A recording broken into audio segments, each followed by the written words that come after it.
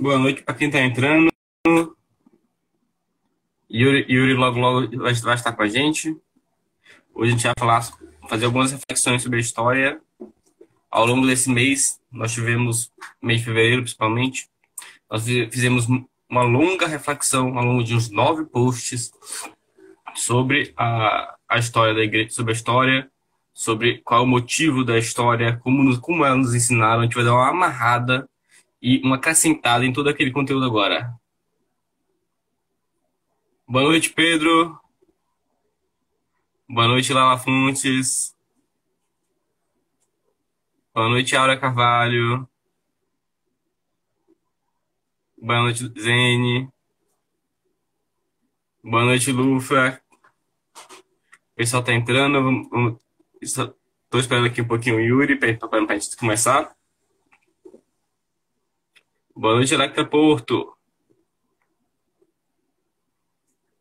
Opa, o Yuri acabou de chegar.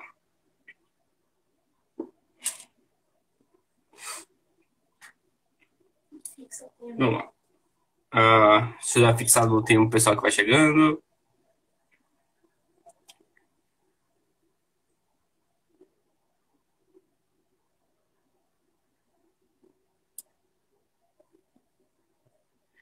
Lembrando, pessoal, que hoje a gente vai amarrar as reflexões sobre a história que a gente fez no início de fevereiro.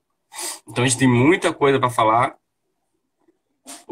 Aqueles textos que foi eu que fiz, mas o Yuri vai nos ajudar agora a amarrar aquele conteúdo. Tenho certeza que ele tem muita coisa para acrescentar. Alô? Tá me ouvindo? Oi, Yuri. E aí, meu caro? Aí, finalmente mudou isso aqui, hein? Esse layout aqui do Instagram mudou. Mudou mesmo, tem uma pultzinha agora, ficou bem melhor. Ah, massa, massa, massa. Tipo, eu acho que já tem a função de fazer mais live com mais de um aí. Tem mesmo, a gente vai aproveitar ela em breve. Acho Maravilha. que talvez não essa semana ainda, mas quem sabe. É, pode ser. Bom, então, meus caros, eu queria começar a nossa reflexão com colocando alguns conteúdos e alguns conceitos. A live vai ficar disponível no YouTube, Juliane.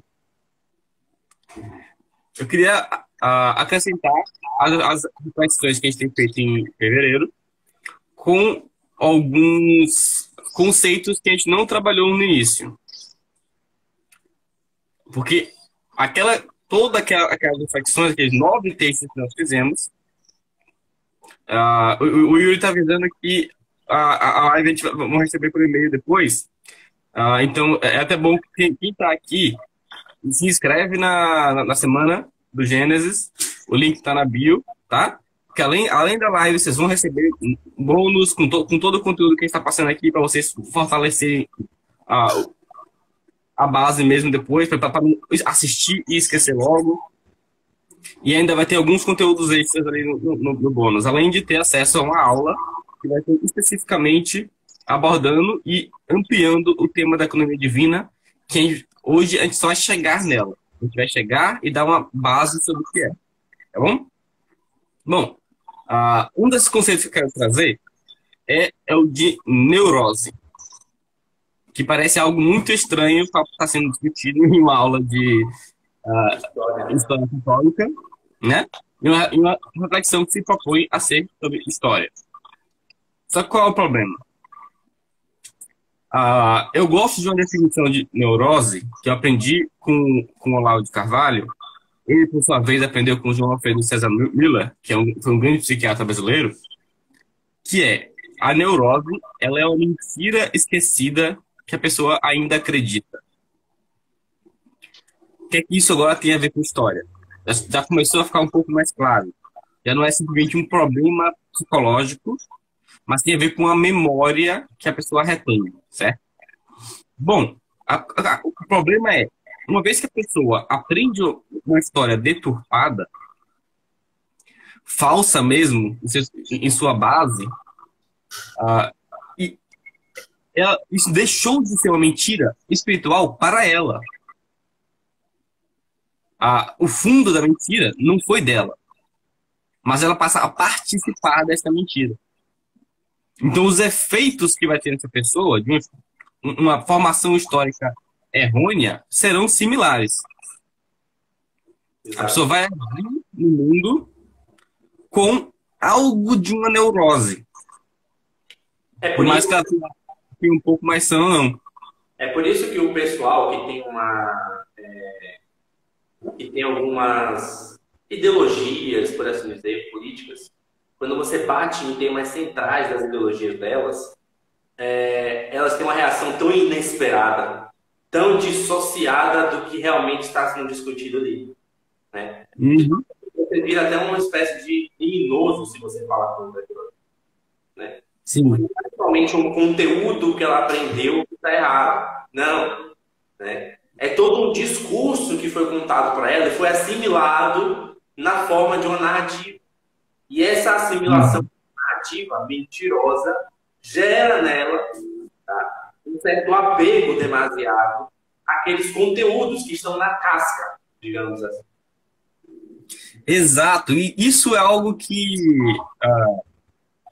eu pontuei muito nos últimos pontos da outra série. A série que era especificamente sobre o Gênesis. Eu fui desconstruindo vários conceitos que a gente tem sobre alguns personagens lá. E quem lê aquilo com atenção, ou quem relê agora com mais atenção, pensando nisso, vai perceber, olha, tá, o objetivo de Mateus aqui é mais ou menos fazer uma espécie de neurose dos leitores. Não é apenas falar sobre o Gênesis. Quer dizer, a pessoa tem um medo do mundo, tem um medo da sua condição espiritual, e ao invés de assumir esse medo e contar ele como ele realmente aconteceu, ele faz o quê? Um dos exemplos joga para Adão. Ah, mas se Adão não tivesse feito isso, eu também não estaria aqui nessa besteirada. Todos os posts do Gênesis, ou quase todos, eles se encaminhavam para isso. Daí você já consegue perceber que o motivo de ele estar fazendo a Semana do Gênesis aqui e estar abordando esse assunto não é motivo de erudição bíblica. É um Exatamente. motivo mais profundo. Que o motivo para a gente ter escolhido o Gênesis para trabalhar, começar esse conteúdo que não é diretamente católico, porque quem faz sucesso é se aproveitar da onda de conversão e de interesse pela Igreja Católica que surgiu. Então eles só focam na história da Igreja Católica, porque isso chama a atenção. Mas nem sempre é a forma mais direta de começar, porque a pessoa pode ter uma noção do que é a Igreja Católica muito errada, porque ela não sabe em que contexto a Igreja Católica está atuando. Exatamente. Exatamente. E aí o que acontece, sabe o que é? É que muitas vezes a pessoa que se converteu entrou na igreja, né? E quando ele faz isso, certo? Meio que, o que que acontece? Ele meio que ele já vem com uma consciência da história toda que ele aprende na escola, que ele tem por senso comum, tá? E entra numa instituição que já tem uma história própria, que mais ainda, tá? Que ela tem uma história terrena, mas divina também. Que tem uma história temporal e atemporal. Uma história momentânea e perene, né? Então, o que acontece? Você tem uma mutação ali. E aí você gera esse fenômeno que você tem de inúmeros fiéis hoje, que ficam assim, uma hora eu estou católico, então eu estou comungando, estou como da Virgem Maria, não sei o que, sei lá. Daqui a pouco eu sou feminista, eu estou dentro do direito das mulheres, eu preciso lutar por aquilo, igualdade, não sei o que. Daqui a pouco é democracia, então tem toda a filosofia. Daqui a pouco é ciência, então, tipo, parece que dentro desse panteão, a igreja fica com o mais úmido. E muitas vezes o mais fraco. Porque de todas as narrativas, de toda essa consciência de várias histórias que ela possui, tá? A narrativa que a igreja puxa é que muitas vezes pega em questões pessoais dela. Muitas vezes vai pegar em questões morais que ela precisa enfrentar, que ela precisa encarar. Né? Justamente porque é a narrativa mais verdadeira, diga-se de passagem. Porque é fruto da verdade fazer isso. Nos confrontar, botar a gente de frente com as nossas dificuldades, com as nossas limitações, né? Só para finalizar, tem uma frase muito boa que eu falei um dia desses sobre Anexo Divino, Dom Bernardo. Ele fala, quando você vai ler a Bíblia, não é você que lê ela, é ela que te lê. Então é exatamente esse o problema. O cara tem uma narrativa que vai desnudar ele, e uma que vai deixar ele ser quem ele quiser, que ele vai poder deslizar em todas as pressões que o mundo oferece a ele. É óbvio que ele vai preferir o movimento da cobra, né? De ficar sinuando entre várias opiniões divergentes, mesmo que elas sejam contraditórias. E aí que tá, Yuri. Porque, o que acontece? Porque a igreja pode acabar... O católico, na verdade, não é a igreja, ele pode acabar se tornando mais fraco no meio disso tudo. Porque acontece o seguinte, nós não temos como possuir a cosmovisão da igreja completa. A gente só pode caminhar para ela. E é o que é a nossa obrigação. No entanto, porque nós estamos abertos para o infinito. Agora, a pessoa que não está aberta para o infinito, a pessoa que, por assim dizer, vai abraçar a neuróloga, o que ela vai fazer? Ela vai escolher uma parte da narrativa que lhe agrada, muito já indo logo em direção à distorção mesma dela, e vai cristalizar isso aí. Quando ela cristaliza isso, ela forma uma ideologia. Ou seja, ela já tem um bloco fechado, ao qual ela pode mais ou menos compreender e agir em torno daquele mundo. Porque é um mundo falso, então é mais fácil de agir dentro dele. Não há tantas incertezas nele.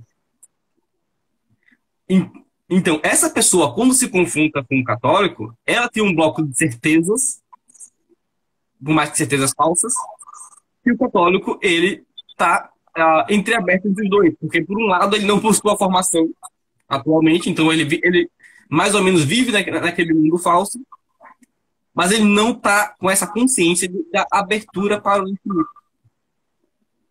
Então ele sempre vai ter que... Ele abaixa a cabeça. Não, porque o cara sabe disso daí. É isso que está rolando hoje em dia. Se eu, por exemplo, for contestar a evolução, quem sou eu para contestar a evolução? Parecem que há tantos indícios, tantas evidências. Ou quando ele vai abraçar, quando ele fala, não, peraí, agora eu me converti, agora eu vou atacar a evolução, porque isso aqui é contra a nossa cosmovisão completamente. Aí ele também faz errado, porque ele também vai abraçar a forma mais fácil de contestar o outro lado. Ele vai contestar o outro lado dentro da lógica que o outro lado deu como regra do jogo. Por isso que o argumento do design inteligente ele se mostra tão fraco. Uhum. Isso aí é algo que eu vou até aprofundar no Porque uma tentativa é exatamente isso. Você falou dessas duas opções. E tem a opção também, às vezes, daquele católico que é bem estudado e tal. Por exemplo, o nosso grupo do Telegram, ele é muito bom quanto a isso. Muita gente lá estuda, busca algum conhecimento, etc. Mas muitas vezes são coisas que estão ocultadas.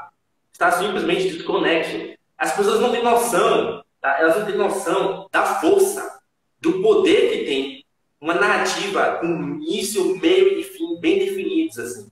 Fim entre aspas, porque a gente sabe que o fim da história a gente não tem como definir. Quem define é Deus. Porque já é o encerramento da história humana e o começo da história divina, do reino divino.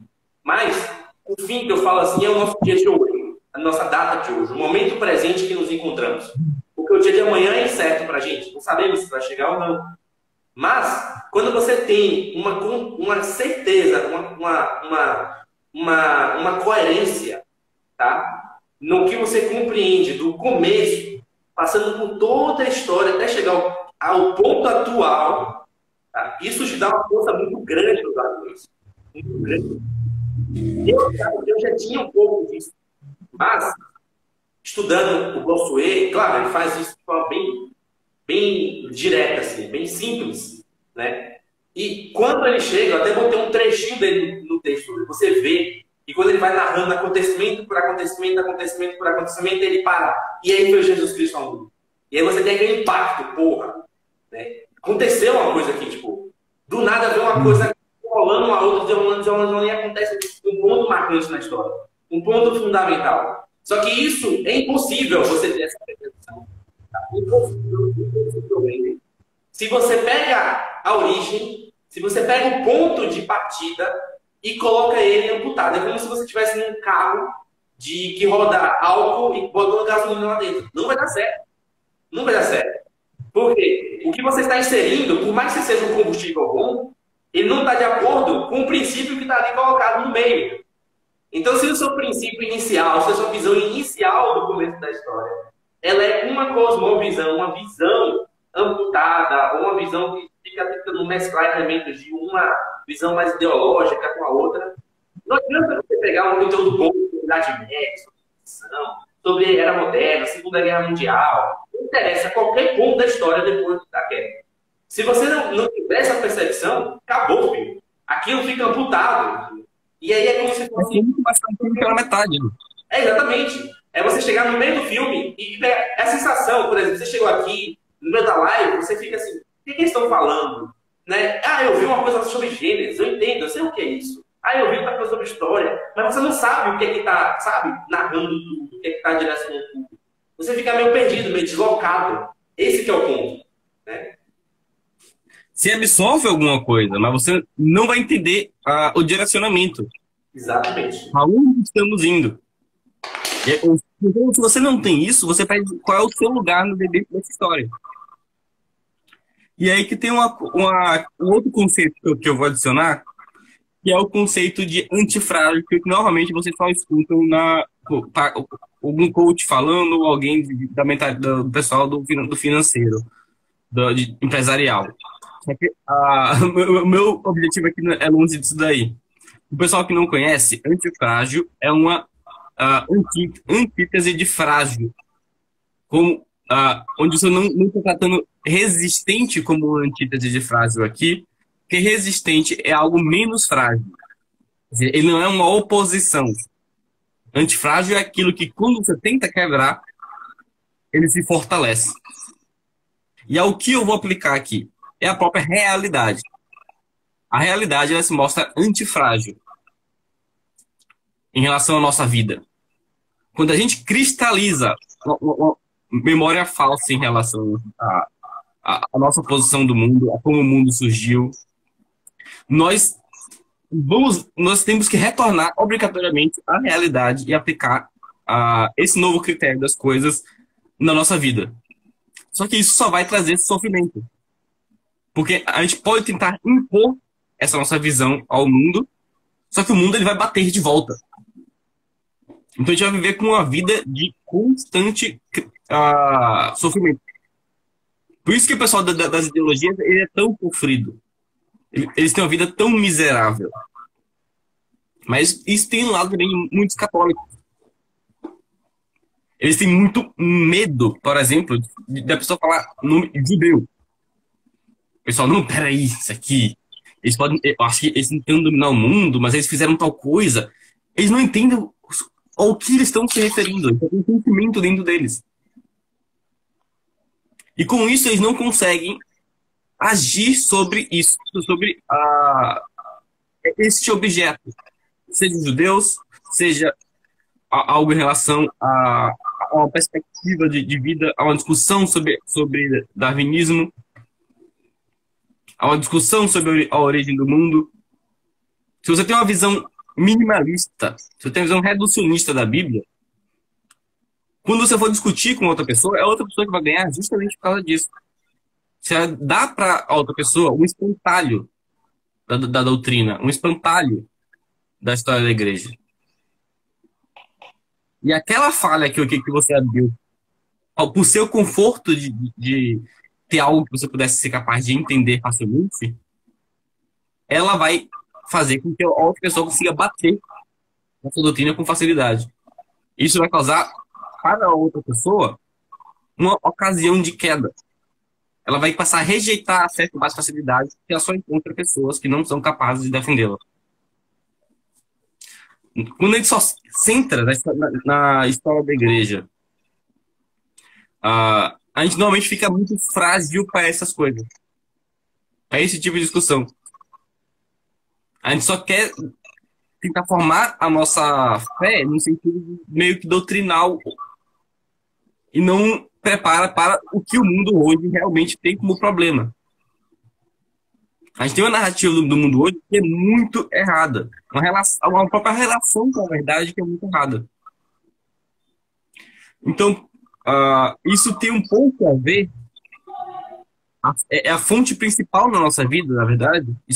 A gente está batendo, eu e o Yuri estamos batendo muito aqui nisso, mas isso não se trata de um erro simplesmente nosso que nós escolhemos, que é simplesmente pela nossa fraqueza. É algo que nós recebemos, principalmente da educação que nós tivemos. E aqui eu não quero entrar num discurso superficial de doutrinação dos últimos 10 ou 20 anos, porque isso é uma queda da educação que tem vindo nas últimas décadas, nos últimos séculos. Eu acho que hoje a iniciativa Condor, salvo engano, perguntou nas questions sobre qual foi o pior problema que o protestantismo trouxe. Eu diria que está aqui um desses.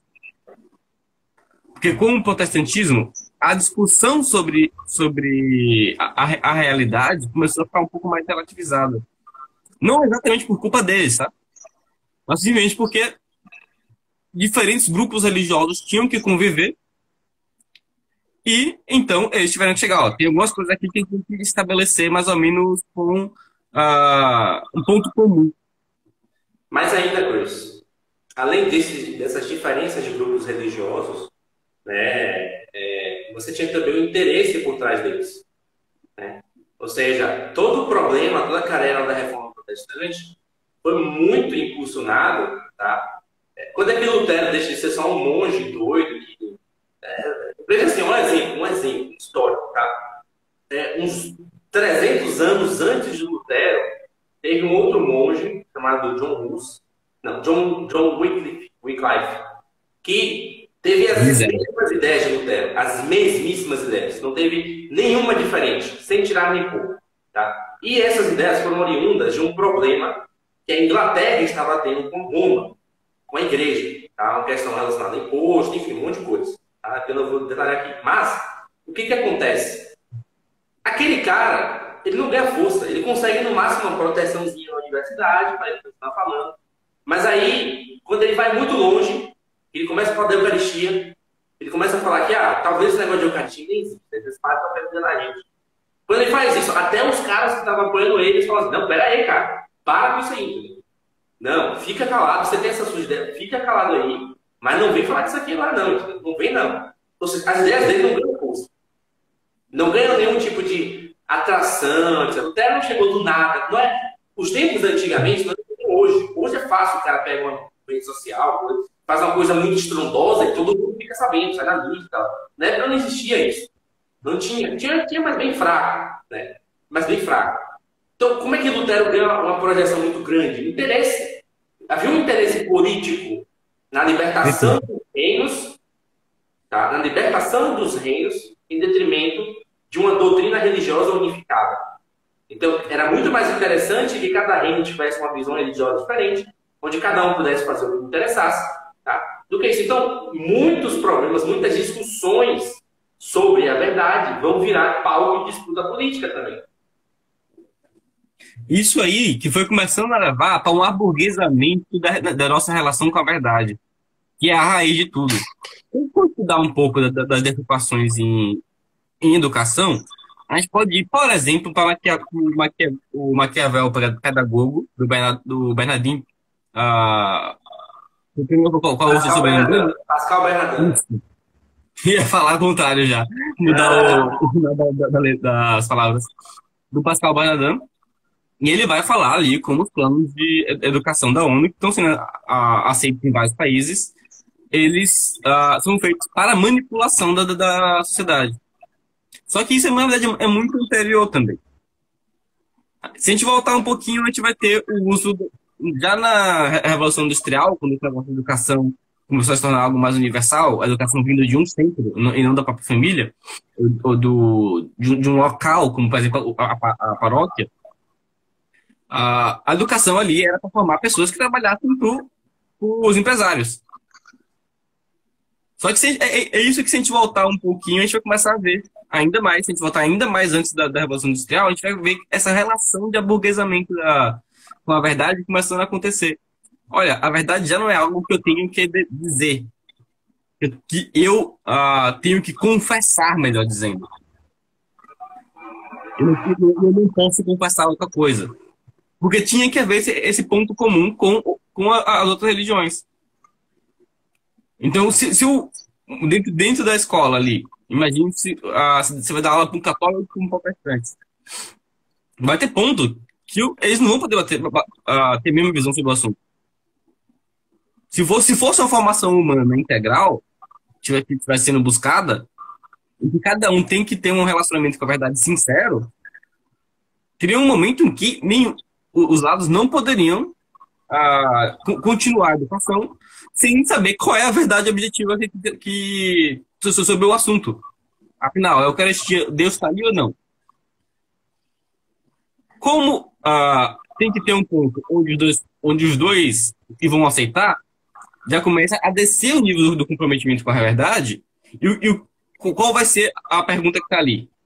Olha, os católicos acreditam que Deus está na Eucaristia? Já começa a se tornar aquela pergunta que a gente vai encontrar nas escolas hoje em dia. Começa a ser aquele sim ou não, que é simplesmente informação, não é mais uma relação com o conhecimento que nós estamos tratando. Exatamente. Bom, e vamos lá. Vamos retomar um pouquinho agora e ver qual é a origem dessa neurose, que é essa história falsa que nos ensinaram. É uma espécie de...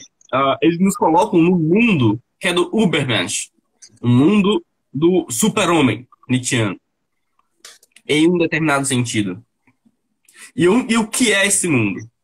Quem quiser se aprofundar um pouquinho nisso, espere o PDF ou dá uma olhada nos nossos primeiros textos, a história que nos contaram. Eu vou passar aqui rapidinho. O mundo que nos contaram é mais ou menos o seguinte. O mundo surgiu, ninguém sabe por quê. Ele seria, na verdade, mais ou menos eterno. Ele é, no fundo, aleatoriedade, mas tem um elemento de necessidade que acaba se sobrepondo a essa aleatoriedade. Ou seja, tem algumas leis que começam a dar limites a essa aleatoriedade. E isso vai, desde da origem do universo, as leis vão dar uma estabilidade onde possa haver uma terra em que o homem possa nascer, em que a vida possa nascer. Só que para o homem nascer, ainda tem que ter abrir uma outra dimensão de aleatoriedade, que é onde está acontecendo a evolução.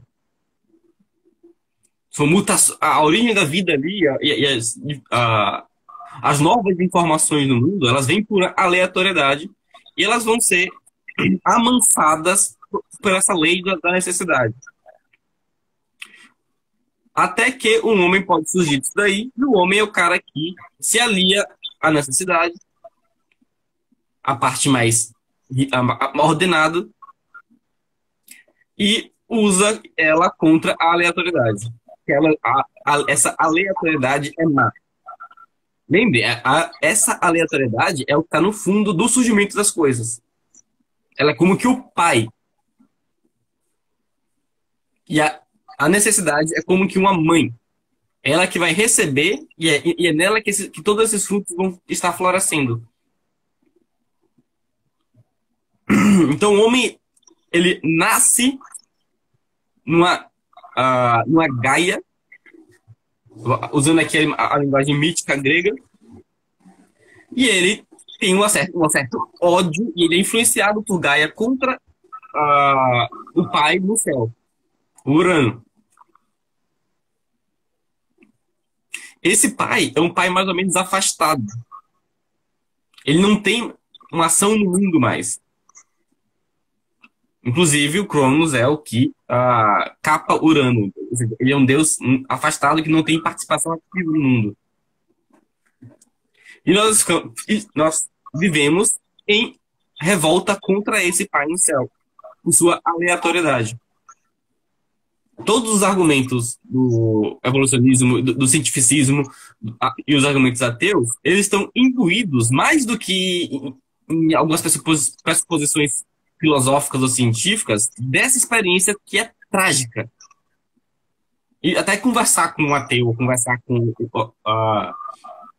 alguém que está passando, crendo nessas coisas, sem ter essa visão, é mais ou menos infértil, porque você não vai estar respondendo ao sofrimento daquela pessoa. Você só quer bater nela de novo. Você vai ser mais um elemento da aleatoriedade contra aquela pessoa. Mas vamos lá. Então, a gente tem, na história como nos contaram, nós somos mais ou menos órfãos, ou pelo menos filhos de uma mãe mais ou menos solteira, que é mais ou menos estuprada, porque se a coisa fosse ordenada, sem o campo da aleatoriedade, haveriam sempre paz. A aleatoriedade é que sempre está causando o sofrimento. Uhum. Isso, se a gente for olhar, quando a gente percebe essa estrutura dentro de famílias e dentro das sociedades, as pessoas que nascem em um ambiente assim sempre sofrem, sempre encaminham para um lado marginal. E esse é o mundo onde a gente vive hoje. Porque é aí que eles nos colocaram. Quando eles convertem para o catolicismo, a gente não abandona isso de cara. Porque vários dos elementos míticos que estão associados a isso continuam na nossa cabeça. A gente tem que começar a aprender que essa aleatoriedade não tem nada de aleatoriedade. Ela é uma providência. Só que lembram o que a gente falou sobre aquela abertura para o infinito? Se é uma abertura para o infinito, nós nunca vamos compreendê-la muito bem. Não tem que haver uma segurança quando a gente se entrega para ela. Por isso que a gente fala de abandono à providência. Exatamente. Só que esse abandono é sempre um problema espiritual que não tem como sarar apenas com alguma doutrina. É uma entrega moral. É uma lembrança da relação com esse pai. Diga, Yuri. Até porque a própria doutrina, ela é uma ponte entre esse mundo eterno e o mundo terreno. Você está traduzindo as realidades eternas numa linguagem limitada. Então, ela é um elemento muito grande de limitação. Principalmente ainda porque muitas vezes você não está pegando as coisas no original, então você vai estar pegando numa tradução. Dentro da tradução tem as nuances da própria língua que foi traduzida, tem as nuances da língua que você do original, né? A gente vê muitas vezes esses problemas com tradução gera confusão, dificuldade de interpretação. Então, sim, não dá para você pegar isso aqui, que é algo mais abrangente, e fechar dentro de um livro. Não consegue. Aliás, olha como a gente volta de novo para o problema da reforma protestante. Depois dali, o cristianismo vira uma espécie de biblianismo. Ou seja, o cristianismo se resume tudo a um livro. Meramente um livro. Por que isso aí acontece? Porque a gente está vendo o cristianismo na perspectiva que o ateu está vendo a Gaia. A Gaia, no sentido mítico que nós estamos tratando aqui. É aquela ordem que dá uma segurança. Tá? Mas a segurança não pode ser a motivação final do homem, é a ordem. É a ordem, a fonte da ordem. A nossa segurança nos engana bastante. Então, o resultado é alguém aqui que pode ter um exercício bastante prático para fazer se avaliar o quanto, porque todo mundo tem um pouquinho, o quanto está nessa visão deturpada é o seguinte: o quanto o nosso proselitismo tem uma motivação de simples autossalvação. Veja, não é o quanto a pessoa está buscando a própria salvação, é o quanto o nosso proselitismo está buscando apenas a autossalvação. Ou seja, é muito clássico aquele vício do católico, dos protestantes também, em larga medida, Muito. de querer defender a sua fé apenas para poder estar fazendo a parte dele. Ou seja, olha, não, você muito errado, você não, é Adão e Eva, isso aqui é de fé, eu tô do lado certo, tô defendendo aqui a verdade da igreja. Olha, isso aqui tá muito claro em São Tomás de Aquino. Se o espírito daquela pessoa tá ou não preenchido daquela verdade, se relacionando com ele, se é capaz de observar o erro do outro de forma a tentar trazê-lo para a verdade, e não simplesmente botar um outro discurso na boca dele, é o que dá essa medida.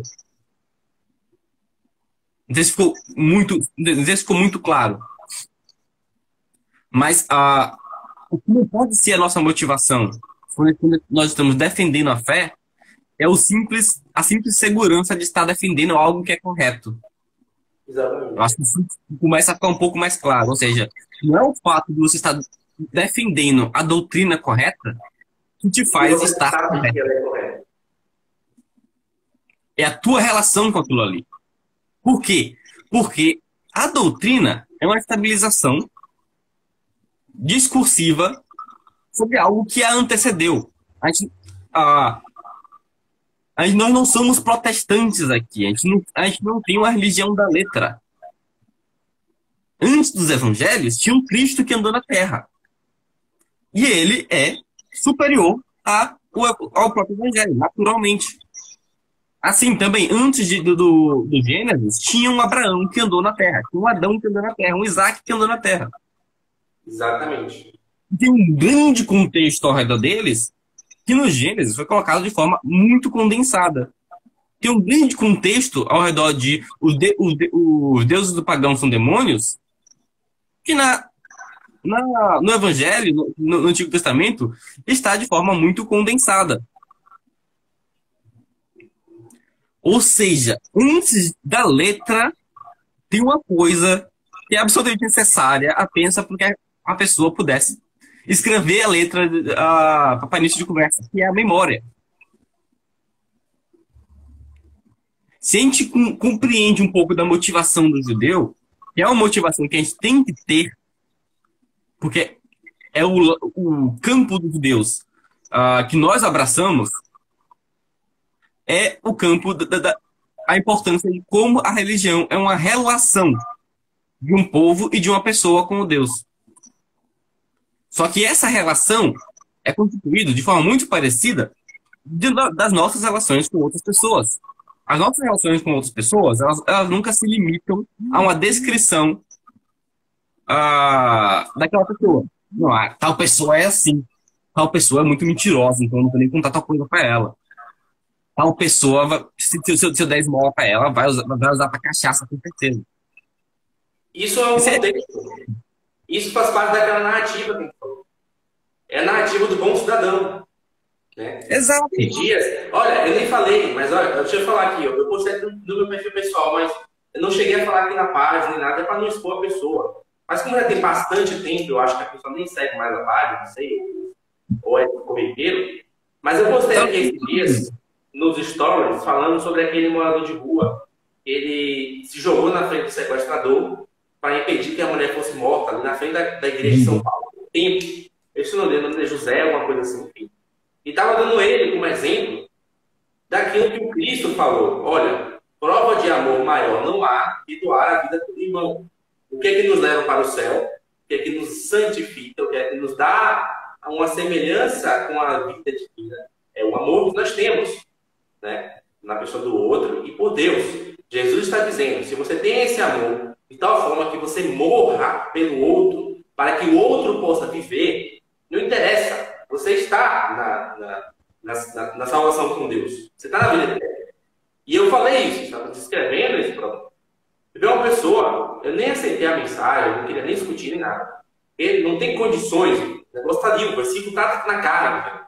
E a pessoa botou 1001 argumentos contrários. Não, mas tem que ver se ele acreditava em não sei o que lá, se ele sabia o credo de cabeça, não sei o que, não sei o que, um monte de coisa. Eu falei, cara, dá um tempo, entendeu? Você acha que Jesus vai chegar lá e falar, ó, filho, você morreu por aquela mulher, ela tá viva, olha ela, calma, vai voltar pro filho dela hoje de noite, vai poder ligar no filho dela, vai poder voltar pra filha dela, pro marido dela. Mas antes disso tudo, me recita o credo aí, entendeu? Pra saber se você sabe recitar o credo. Porra, ele não vai falar isso, entendeu? Né? Ele não vai fazer isso. O cara, aquele ato apaga os pecados dele, né? É quase um batismo de sangue. Né? E o cara estava botando nenhum. Só que depois eu parei para refletir.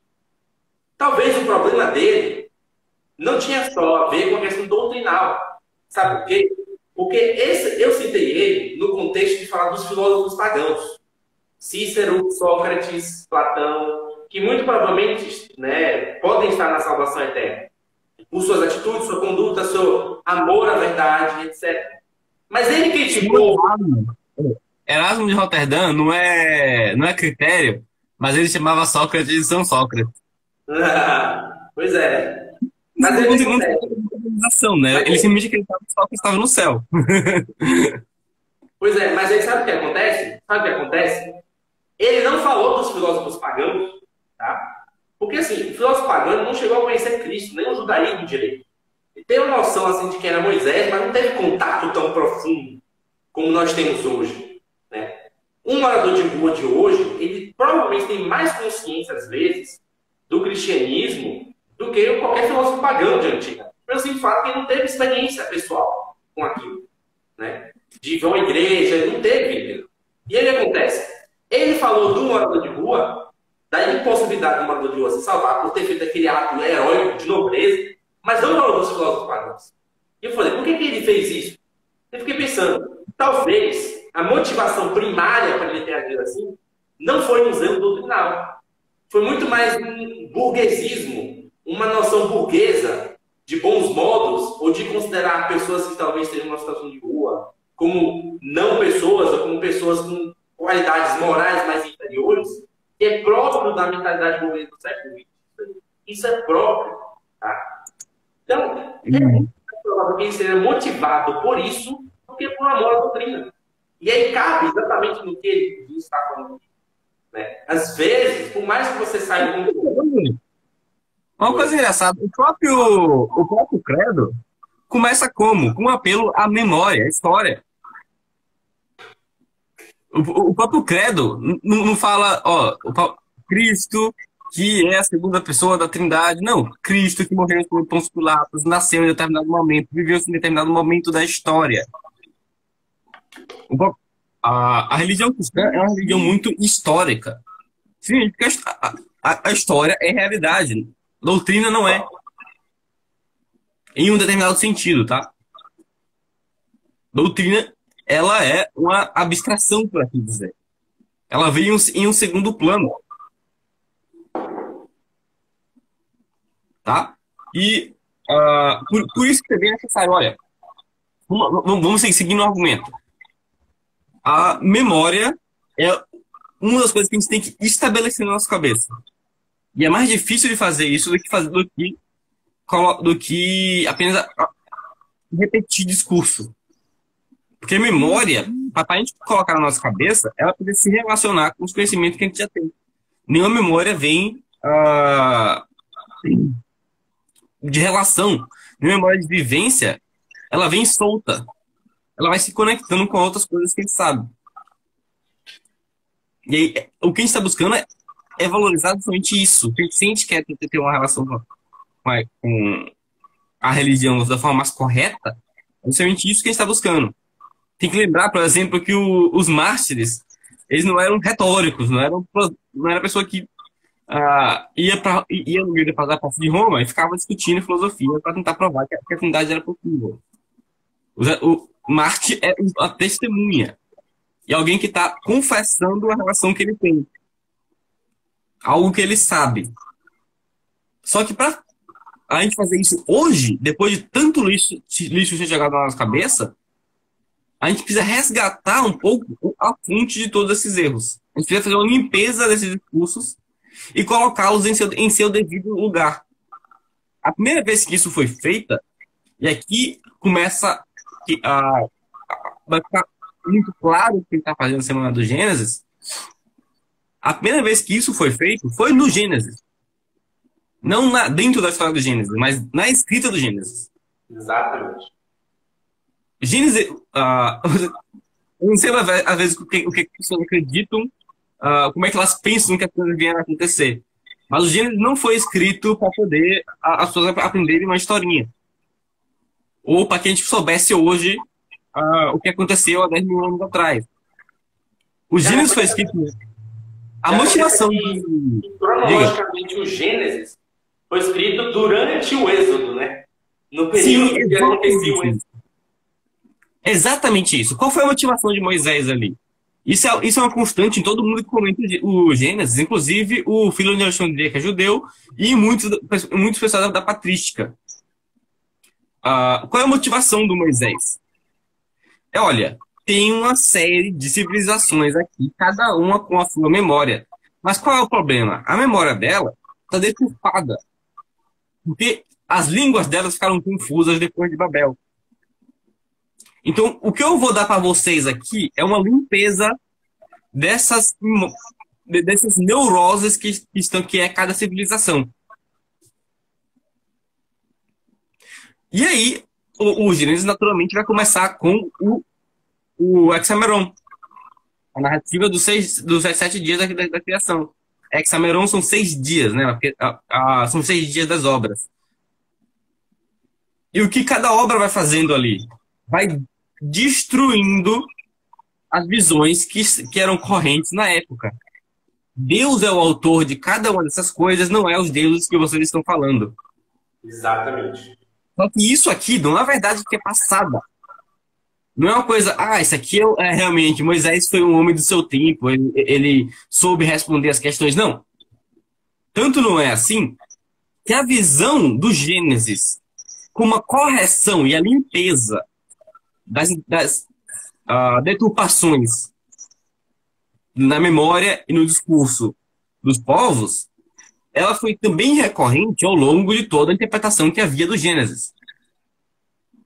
Então, por exemplo, na era de Fílon, a estrutura das coisas não era muito diferente da era de Moisés.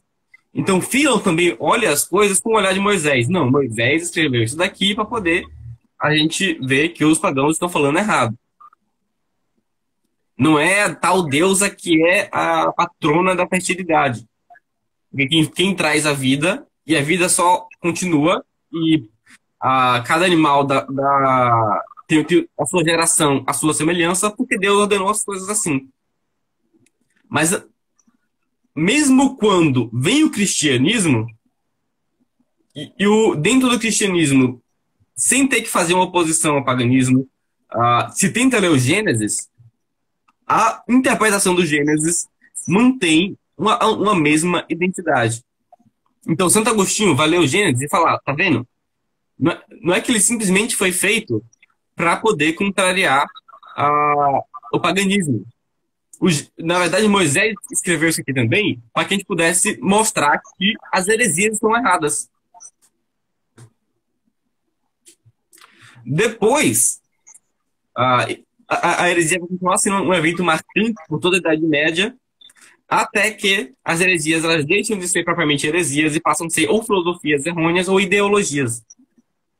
A gente tem mais ou menos 3 etapas aqui, mas não são 3 etapas de uma visão de interpretação da história, tá? Porque senão isso seria voltar a um certo milenarismo. Exatamente. Mas, você veja, existe uma analogia aqui que nos fala qual é a missão do Gênesis para nós mesmos.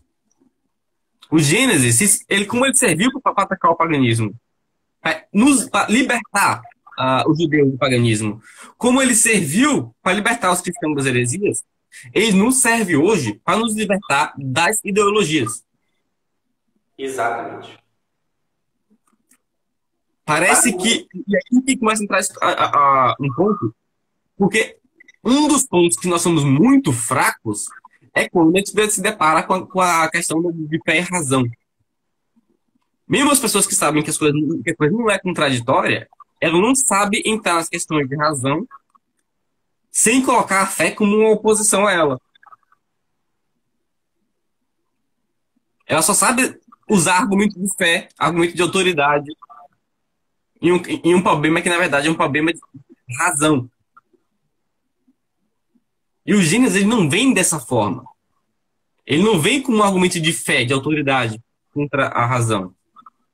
Ele vem com uma memória e dando um primeiro comentário sobre uma das coisas que é chamada tradicionalmente na igreja como o primeiro livro da revelação. Não é o Gênesis, que é a criação. Principalmente esse Hexameron, mas também o restante são comentários, a gente pode ler assim, além de memória, são comentários sobre a própria estrutura da realidade. Se a gente o lê com a estrutura da mentalidade já deturpada e não perceber o que a gente está fazendo, não relacionar os dois, a gente lê errado. Então o Gênesis, aí chega o que você falou no início, Yuri, é o Gênesis que vai nos ler. Exatamente. É ele que vai ordenar a nossa visão de novo das coisas. Exatamente. E aí precisa de uma técnica, precisa saber olhar o mundo, que é uma coisa que a gente esqueceu, simbolicamente, racionalmente. Até porque... Saber olhar os fatos importantes. Voltando a Moisés, Cruz, Moisés escreve o Gênesis, né, uma espécie de restaurar a memória. Né?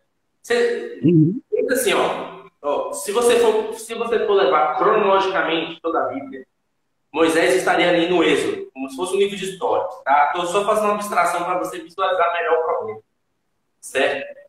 Por que é que a primeira parte da Bíblia tem muita coisa, muito conteúdo, muita informação? Por que que essa primeira parte ninguém pensou em escrever nada antes? Por que que Abraão não escreveu alguma coisa antes sobre Israel dele? Por que que Noé, quando estava na arca, eu vou passar um tempo aqui, vou escrever algumas coisinhas aqui. Por que que não foi feito isso? Porque naquela época, essas pessoas em si tinham uma constituição física, espiritual, diferente, de tal forma que a lembrança dos acontecimentos anteriores estava presente na sua memória. E quando chega no Êxodo, Moisés encontra um povo já há muito tempo dentro do Egito, escravizado, subjugado, né? Meio incerto de quais são as suas crenças, né? Com muito contato com a religião dos pagãos, né? E sem ter como lembrar daquelas coisas. E aí, a iniciativa da escrita, precisamos nos lembrar sempre, não parte de Moisés, pela parte de Deus primeiro. Porque Deus escreve na tábua da lei os mandamentos. Deus não deu mandamento nenhum para Abraão, não deu para Noé, não deu para nenhum deles, para Caim. Eles dão alguns mandamentos meio genéricos. Tem as 6 leis de Noé, mas aí são... Normalmente repete leis ali que são leis do coração. Quando chega Moisés, os 10 mandamentos são leis do coração, mas as demais são leis muito mais específicas de cada povo. Não, mas assim, é viva voz, não foi nada tão registrado assim. Então, Deus primeiro escreve, porque a humanidade chegou num ponto que a amnésia histórica dela foi tão grande quanto à criação, quanto ao Deus anteriormente, e precisa-se agora, dali em diante, começar a escrever as coisas para se preservar a memória, para conseguir preservar a memória. E mesmo assim não é suficiente. Sabe por quê? Porque Moisés, quando vai lidar com Deus, na sarça ardente, tá? O que é que acontece? O que é que Deus fala para ele? O que é que ele pergunta, na verdade? Primeiro, eu vou chegar lá para o meu povo, o que é que eu vou dizer para eles? Quem és tu? Ele diz que eu sou o Deus de Jacó, Deus de Abraão. Ele está ressuscitando, está rememorando, está trazendo essa experiência que aconteceu há muito tempo, o povo judeu tinha esquecido, na verdade. E ele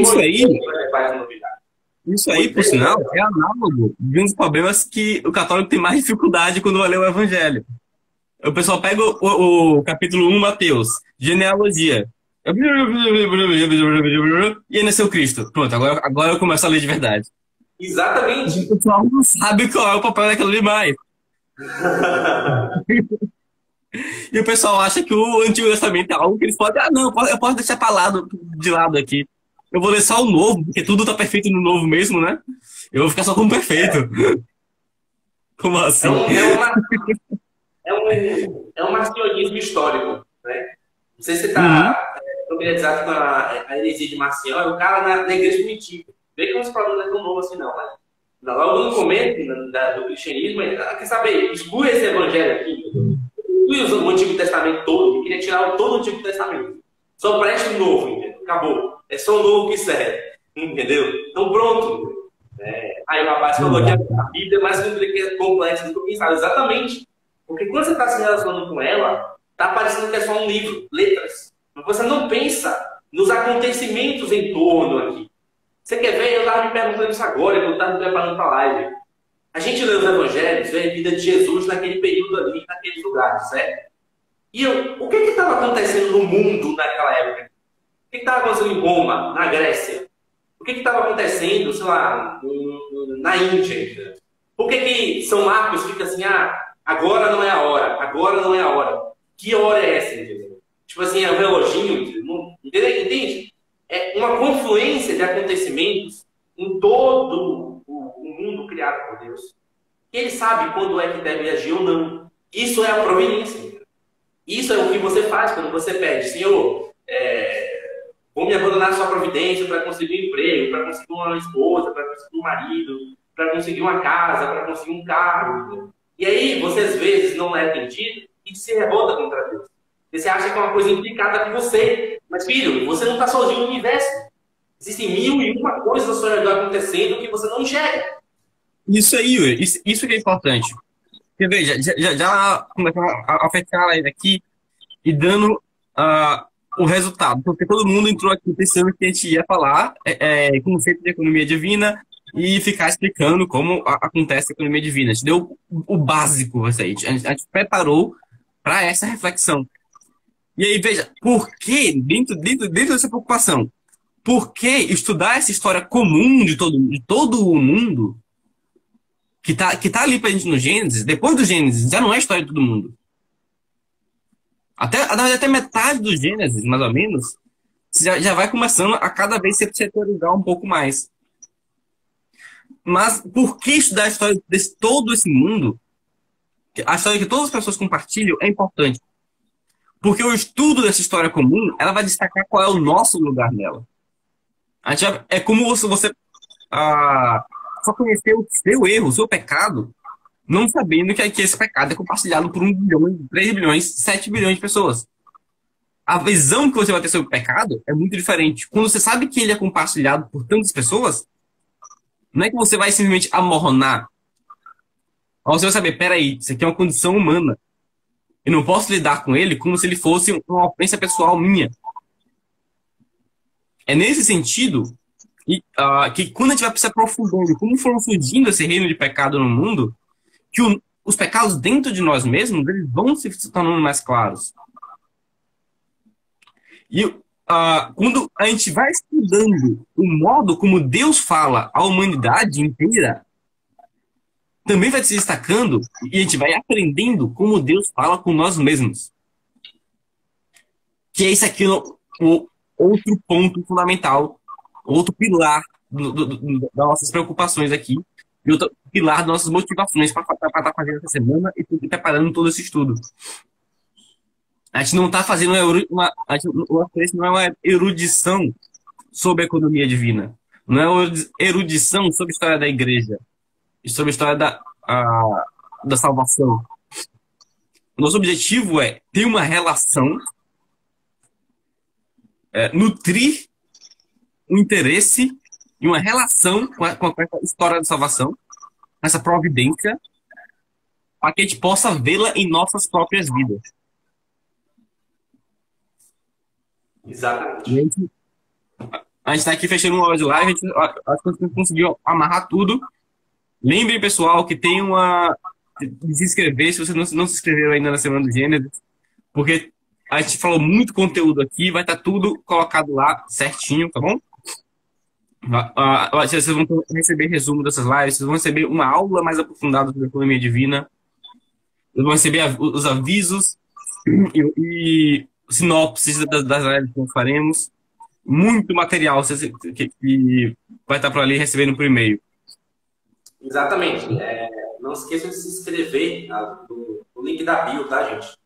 No link da biografia aqui da página. Ou no story. Vai passando nos stories, eu fiz uma postagemzinha lá hoje, para você se inscrever na semana, porque é só o primeiro dia e olha o quanto de conteúdo a gente tirou. E a gente está olhando para perspectiva histórica. Vão ter outros momentos que a gente vai tratar uma perspectiva mais espiritual ou psicológica, por exemplo. Depois uma perspectiva literária, com Tolkien. Enfim, então tem bastante coisa. Dá para a gente olhar muita coisa. Muita coisa. A gente vai aprofundar muito essa semana. Vocês não têm ideia. E uma coisa que eu prometo para todo mundo que está aqui acompanhando, que ele vai acompanhar online, que está inscrito, olha, vocês vão sair dessa semana com uma ferramenta para matar de pau esse problema. Vocês vão resolver esse problema de vez. Não vão sair mais com tantas dúvidas, tá bom? Bom. Alguma palavra final, Yuri? Não, cara, nada disso, cara. Só, vamos lá, vamos continuar. Hoje já falou bastante coisa aqui. Já fez bastante tipo de conteúdo, que a gente conseguiu trazer aqui para vocês. Muita gente já meio que, talvez já está querendo esticar, talvez as coisas sejam diferentes aqui, Talvez eu esteja vendo as coisas por outro ponto, uma outra perspectiva, que eu não tinha me abrangido mais para poder olhar melhor. Eu achava que era só uma questão de ler, porque a gente falou da narrativa dos evangelhos ali com São Mateus, A gente falou de várias coisas, de vários temas que dá para reassistir depois. Então, só agradecer a oportunidade novamente de estar aqui em live, de também falar com vocês para, novamente, se inscrevam mesmo, tá? Porque vocês vão poder reassistir. Eu garanto que tem muita coisa que você passou batido, você não prestou atenção. Depois você assistindo com calma, final de semana, com sua, no descanso, até assim, você vai, pô, velho, realmente. Ou então com a Bíblia do lado, olhando as coisas, pô, realmente o que ele falou, vai e tal. Então, façam isso, isso é proveitoso. A gente tem que melhorar. Eu vejo as pessoas estão querendo estudar, mas é preciso melhorar a qualidade do estudo. É preciso pensar, sentar aqui, anotar, escrever, marcar, para ouvir, aquela coisa, integrar aquilo, não virar só uma série de decoreba, Senão você vai desistir depois, mas virar uma coisa que mude a sua personalidade, mude a sua vida, mude a sua relação com as coisas. Então é somente isso que eu queria falar. Mais uma vez eu agradeço todos que estão aqui presentes, que ficaram e vão assistir depois. E desejar uma boa noite a todos vocês também, um bom descanso segunda-feira e amanhã tem mais. Até amanhã, pessoal. Boa noite.